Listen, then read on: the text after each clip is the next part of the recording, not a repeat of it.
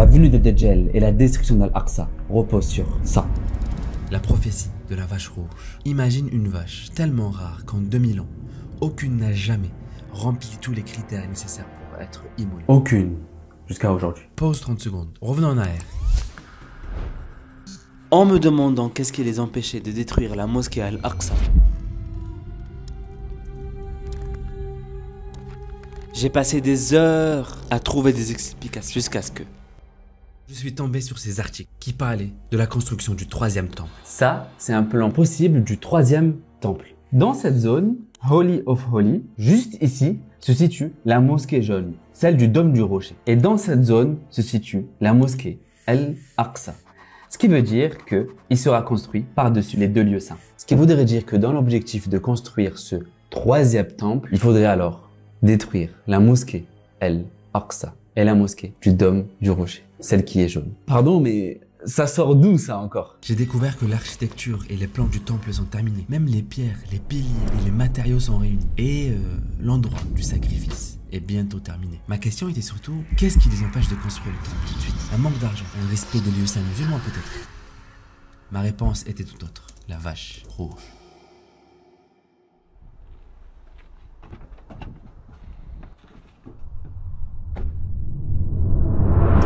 Avertissement. je voulais mettre quelque chose au clair. Le sujet concernant la vache rouge, on ne trouve aucune évidence ni dans le Coran ni dans la Sunna. Alors pourquoi je vous en parle même? C'est simple. Pour moi, ça me paraît très important de comprendre le pourquoi du comment et qu'est-ce qui se passe. Parce que même si nous, on n'y croit pas, eux, ils y croient fortement. Ils investissent plusieurs millions pour l'achat de ces vaches, pour la création de ces monuments. Et leur but final étant la destruction de la mosquée Al-Aqsa. Donc, ça me paraît primordial de comprendre qu'est-ce qu'ils préparent. Je voulais quand même préciser pour éviter qu'il y ait des malentendus. Allah Azza wa Jal sait si ça arrivera un jour et si ça arrivera peut-être jamais. Mais en tout cas, dans ça, qui préparent tous leurs projets dans la construction d'un lieu en face de la mosquée Al-Aqsa, un lieu qui va servir au sacrifice, sous prétexte que c'est juste un endroit où se recueillir. On sait déjà, quand ils investissent plusieurs millions pour ramener des vaches du Texas, vous savez déjà.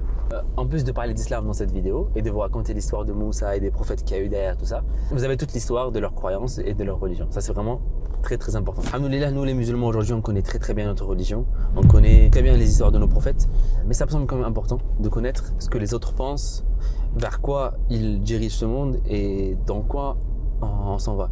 Le sujet de cette vidéo me paraissait primordial afin d'avoir une vision globale de ce qui se passe aujourd'hui. Deuxième sujet super important. Comme vous savez, durant la dernière vidéo, on a collaboré avec Iltizam pour venir en aide aux Palestiniens. Alhamdulillah, on a vraiment réussi à faire des choses incroyables. Depuis, on a pu nourrir tellement de personnes. Vraiment, quand je vois les photos et les vidéos, j'y crois à peine, vraiment. Au point que le ministère palestinien de la Santé a recommandé l'association Iltizam qui leur vienne en aide. Surtout pour le projet que j'espère vraiment nous venir à bout. C'est le projet du réhabilitation de l'hôpital Al-Shifa. Comme vous savez, de nombreuses parties ont été fermées à cause de l'occupation. On finance une partie de la reconstruction de cet hôpital et de la réhabilitation pour que des personnes puissent soigner. Et à ce jour, au moment même auquel on parle, des personnes sont soignées tous les jours. Des personnes rentrent tous les jours pour pouvoir être soignées. Et ça, grâce à vous, mais grâce à Allah Azza wa Jal. On a également pu commencer du coup les distributions de couvertures. Comme vous savez, là, on est en plein dans l'hiver. Moi, là, je suis dehors, je vais rentrer chez moi après dans le chaud et j'ai très froid. J'imagine pas eux sans maison, sans rien. J'aimerais remercier énormément toutes les personnes qui ont pu nous aider à distribuer des repas ainsi que des couvertures pour toutes les personnes qui vivent cet hiver dehors, c'est-à-dire la plupart d'entre eux. Grâce à vous, depuis le début, on a pu acheter une ambulance qui jusqu'à aujourd'hui est utilisée pour transporter des blessés. J'espère qu'Allah Azza wa Jal nous le comptera dans notre récompense à nous tous et à vous tous. On a pu également acheter des panneaux solaires qui jusqu'à aujourd'hui fonctionnent toujours pour alimenter une partie de l'hôpital Al-Shifa ou pour des extracteurs d'eau qui viennent tout droit des puits.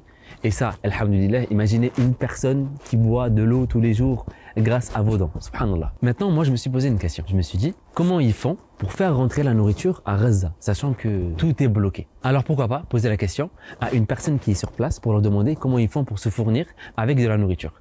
C'est ce que j'ai fait, je vous le laisse. Tout d'abord, pouvez-vous vous présenter, docteur Ahmed Najjar?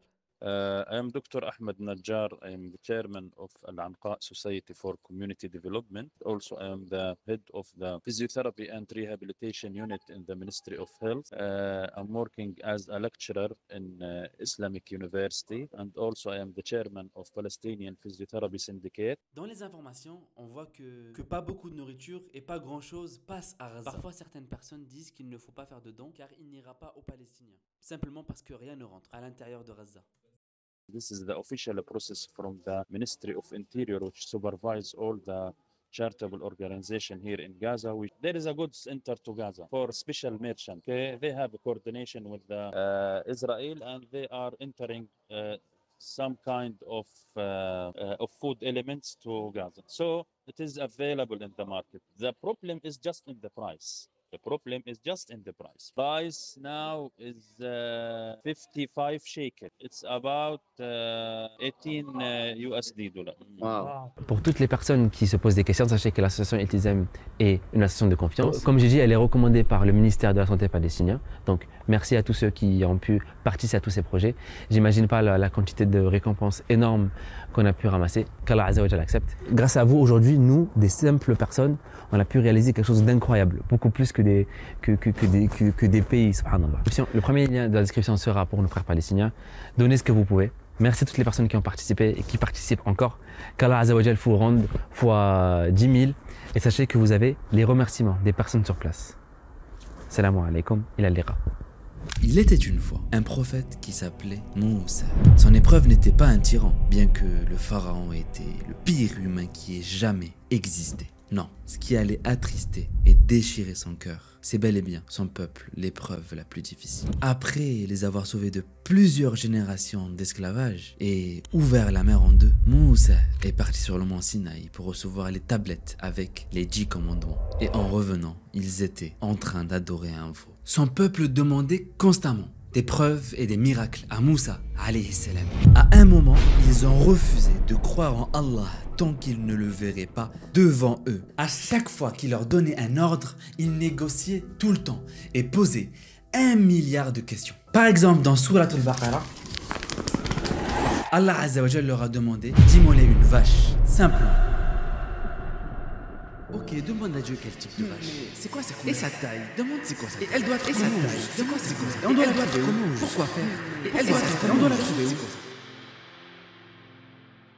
Mais le plus grand péché qu'ils ont commis, c'est le refus de rentrer au pays de Canaan, qui est aujourd'hui connu comme la Palestine. Ils ont dit à Moussa, vas-y toi et ton Seigneur, combattez tous deux. Nous, on reste ici. Alors ils auront le châtiment d'errer dans le désert du Sinaï pendant 40 ans. Ça, c'est la Bible de Jérusalem. En plus des chapitres de la Bible, elle englobe également la Torah. Et la plupart de ces histoires tournent autour de Jérusalem. En arabe, Al-Quds, en traduction, la Terre Sainte. Là, on va passer aux sources des gens du livre. Dans le livre des Nombres, chapitre 19, Dieu était en colère contre les enfants d'Israël. Et je cite, ils sont devenus un peuple impur. Prenons 30 secondes pour apprécier d'être musulman. L'humain est faible et à chaque instant, le diable t'incite à commettre des péchés. Et après t'avoir séduit et incité à commettre des péchés, perdre ton temps, le diable change de stratégie. Il pousse l'humain à se rabaisser, à se sentir indigne du pardon d'Allah et à croire qu'il n'a plus de valeur en lui rappelant constamment ses péchés. Son objectif est de plonger la personne dans le désespoir pour l'éloigner encore plus de la miséricorde d'Allah. Pourtant, la solution est simple. Pour se repentir ou sortir d'un état d'impureté, tu te lèves, tu fais des ablutions avec de l'eau en 30 secondes. Tu te mets devant ton Seigneur, tu pries 2 rak'at. Tu demandes sincèrement pardon à Allah et tu te promets que tu ne recommenceras pas. Et tu feras ton maximum pour ne jamais reproduire ces péchés. Et voilà, c'est tout. Le diable a pleuré quand Allah Azza wa Jal a dit « Ô mes serviteurs qui avez commis des excès à votre propre détriment, ne désespérez pas de la miséricorde d'Allah, car Allah Azza wa Jal pardonne tous les miracles. Oui, c'est lui, le pardonneur et le miséricordieux. » Et le diable a pleuré parce qu'il a compris que peu importe la gravité du péché qu'il vous a fait commettre, tant que l'humain ne désespère pas de la miséricorde d'Allah et il se repentit, Allah pardonnera tous tes péchés. Inna Allah yaghfiru dhunuba jami'a. Même si tu retombes encore et encore et encore. à condition que tu fasses le petit pas d'aller vers Allah Azza wa Jal. Et le prophète sallallahu alayhi wa sallam nous a rapporté que celui qui récite cette invocation et meurt de la même journée, il rentrera au paradis. Ya Allah, tu es mon Seigneur. Il n'y a de divinité digne d'adoration que toi. Tu m'as créé et je suis ton serviteur. Je m'efforce de me tenir à ton engagement et à ta promesse autant que je peux. Je cherche refuge auprès de toi contre le mal que j'ai pu faire. Je reconnais tes bienfaits sur moi et je reconnais mes péchés. Pardonne-moi, car nul ne pardonne les péchés, si ce n'est toi. Enregistre cette invocation et prends-la en photo. À chaque fois que tu te sens mal ou que tu as commis ce péché, tu répètes ce péché tous les jours. Et Inch'Allah, tu seras pardonné, tu entreras au paradis. Mais revenons à la vache rouge. À cause de leur péché, Dieu leur a ordonné de se purifier grâce à un rituel à travers une vache rouge qui ne devait jamais avoir porté de joug ni avoir travaillé. Qu'elle n'a jamais été traitée, exemptée de tout défaut et imperfection. Elle devait être totalement rouge, sans plus d'un seul poil d'une autre couleur. Ça veut dire que s'il y a 2 poils blancs, c'est ciao. Une fois tous ces critères réunis, celui qui doit l'immoler, c'est Naïboul Kahin Éléazar. Mais c'est qui? Les gens du livre voient l'histoire du prophète Moussa de cette manière. Moussa est un prophète. Son frère Haroun est le grand prêtre, Kohen Gadol. Chez nous les musulmans, c'était un prophète de Dieu. Le fils de Haroun s'appelait Éléazar, vice-prêtre. Et c'est lui qui devra abattre la vache rouge. Une fois que cette vache a été tuée, son sang est aspergé en direction de la tente d'assignation, le tabernacle. 7 fois. Cette tente, c'est le lieu de culture principal des Bani Israël durant leur errance dans le désert. C'était là où Moussa recevait les instructions divines. Et c'était réservé uniquement à l'élite des Bani Israël. Une fois le sang aspergé, la vache doit être brûlée entièrement. Et elle doit être réduite complètement en cendres. Une fois qu'on a reçu ces cendres, ils sont mélangés avec de l'eau pure. Cette eau est soit de l'eau de rivière, de source ou de pluie récente. Une fois ce mélange, les Bani Israël peuvent enfin se nettoyer avec cette eau et être en état de pureté. Et je suis resté sur ma faim avec ces explications assez vagues, sans réussir à faire le lien avec le vrai pourquoi d'aujourd'hui, jusqu'à ce que je tombe sur ça, le Mishneh. C'est un livre fondamental qui explique toutes les règles de la Torah. Comment ils mangent, comment ils se marient, les jours de fête. Absolument tout. C'est la base. Et il a été fait par un homme qui s'appelle Yehuda an-Nasi. Yehuda nous explique que véritablement cette vache a existé et que justement elle est utilisée pour les purifications et qu'une vache parfaitement rouge est quelque chose d'extrêmement rare. Si jamais elle devra apparaître, le peuple devra se purifier car ils sont à la veille d'un grand événement. Si vous la trouvez, vous devez la sacrifier sur le mont des Oliviers et que son sang devra être justement aspergé en face de la mosquée Al-Aqsa. La vache devra être brûlée et ses cendres mélangées avec de l'eau. Sauf que là, les cendres doivent être ramassées par des enfants de 6 à 8 ans. Et ces enfants-là ne doivent jamais avoir touché un cadavre de leur vie. Et si tu te demandes c'est quoi le rapport avec notre époque, à l'heure où on parle, une structure a été créée sur le mont des Oliviers et sera utilisée lorsqu'ils trouveront cette vache rouge. Après le sacrifice de la première vache, à l'époque de Moussa alayhi salam, et durant toute l'histoire des Bani Israël, il y a eu uniquement 9 vaches qui ont été trouvées et sacrifiées. La première à l'époque de Moussa alayhi salam, après une guerre pour rentrer en Palestine, à Canaan. Bien plus tard, le prophète Sulayman alayhi salam a construit un temple. Mais plus tard, Nabucodonosor, le roi de Babylone, a conquis El-Quds, a détruit le temple de Sulayman et les a déportés à Babylone. L'exil est perçu comme une punition divine pour les péchés des Banu Israël, notamment pour leur idolâtrie. Mais en 538 avant Isa, sous le règne de Cyrus le Grand, roi perse, les Juifs ont été autorisés à retourner en Terre Sainte. Mais après des difficultés, il y avait un homme qui s'appelait Uzaïr. Chez nous, les musulmans, c'est considéré comme très probablement, très fortement un prophète. Le prophète Uzaïr, selon la plupart des avis. Il les a aidés à restaurer la Torah, etc. Chez eux, il est considéré comme le fils de Dieu. Astaghfirullah. Uzaïr va sacrifier une vache rouge pour la purifier de leurs péchés et leurs transgressions. Et seulement une fois que ça a été fait, Dieu leur a facilité la reconstruction du deuxième temple. Le temps est passé et rebelote, transgression. Un peuple si rebelle qu'à chaque fois qu'Allah Azza wa Jal leur envoyait un prophète pour les guider, ils le tuaient. Le cousin de Jésus, de Isa alayhi salam, c'était le prophète Yahya. Ils ont manigancé un plan. Il a été exécuté. Sa tête a été apportée sur un plateau en guise de récompense. Son père, le prophète Zacharie, c'était le tuteur de Maryam alayhi salam. Il a tenté de fuir les Banu Israël qui cherchaient clairement à le tuer. Alors qu'il était en fuite, il courait dans une forêt. Un arbre s'est ouvert en deux pour que Zacharie puisse se cacher à l'intérieur. Malheureusement, lorsque l'arbre s'est refermé pour que Zacharie puisse se cacher, un morceau de tissu dépassait. Et ils l'ont vu. Alors ils ont décidé de trancher l'arbre en deux. Avec lui à l'intérieur. Et ce fut une mort ignoble et vraiment tragique pour ce grand prophète. Et la dernière tentative d'assassiner un prophète était Isa alayhi salam. Pour nous les musulmans, Allah Azza wa Jalla l'a simplement élevé. Jusqu'à aujourd'hui, il est vivant et sa majesté Allah Azza wa Jalla le fera redescendre sur terre quand la fin du monde approchera. Mais pour les Banu Israël, certains ont malheureusement refusé son message. Il était un imposteur, donc ils n'ont pas cru en lui. Et donc après toutes ces atrocités, 70 ans après Isa alayhi salam, les Romains ont assiégé et détruit le deuxième temple à Jérusalem, qui est perçu comme une punition divine, épisode 2, et donc un exil pour leurs péchés. Et jusqu'à aujourd'hui, l'histoire se répète. Les grands rabbins voient ce peuple comme étant impur, ce qui les rend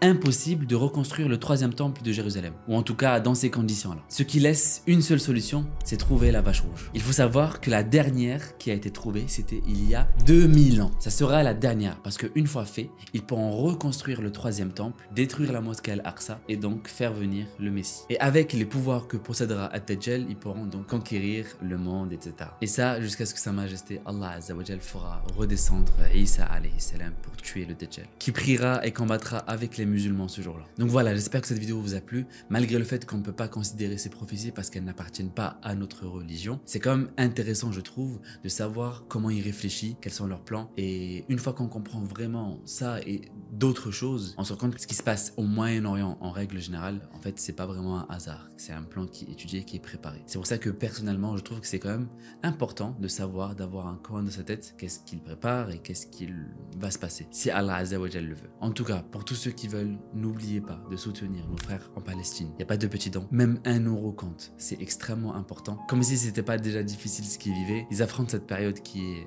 l'hiver. On essaye de leur fournir un maximum de repas chauds, un maximum de couverture. Et bien évidemment, si on pourra aller au-delà, continuer le rétablissement de l'hôpital Al-Shifa, Inch'Allah. Peut-être que des centaines, voire des milliers de vies seraient sauvées via notre participation à nous. On n'est qu'une cause. Les comptes parmi les martyrs. Et on espère qu'Allah Azza wa Jal soulage leur peine. Sur ce, je vous donne rendez-vous à la prochaine vidéo. Inch'Allah, on va garder ce rythme de publication qui est le week-end. Sachez que je vous aime très fort. Cœur sur vous. Ila al-liqa. Sur ce, je vous donne rendez-vous à la prochaine vidéo. Inch'Allah, on va garder ce rythme de publication qui est le week-end. Sachez que je vous aime très fort. Cœur sur vous. Ila al-liqa. With the support of Iltizam Relief Society, we are preparing a hot meals for displaced families who have been displaced from Jabalia and Bethlehem without any things. We are working to provide daily meals for displaced and affected families in the shelters and the tents. Thank you very much, Iltizam Relief Society, for your generous support. You are adding a glimmer of hope to the life of displaced and affected families and contributing to alleviating their suffering.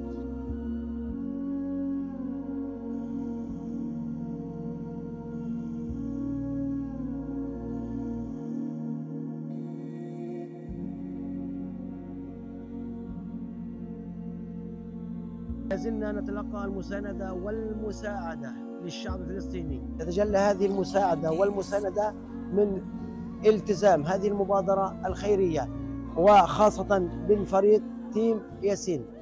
هذه المبادرة والتي تتجلى في تقديم وجبة الغداء للنازحين في مراكز الإيواء في شمال قطاع غزة، هذا الشمال الذي لا زال يشهد حربا طاحنة وحربا ضروس عليه في كل يوم وفي كل ساعة. شكرا للالتزام وشكرا لفريق تيم ياسين على هذه المبادرة الخيرية وبارك الله فيكم.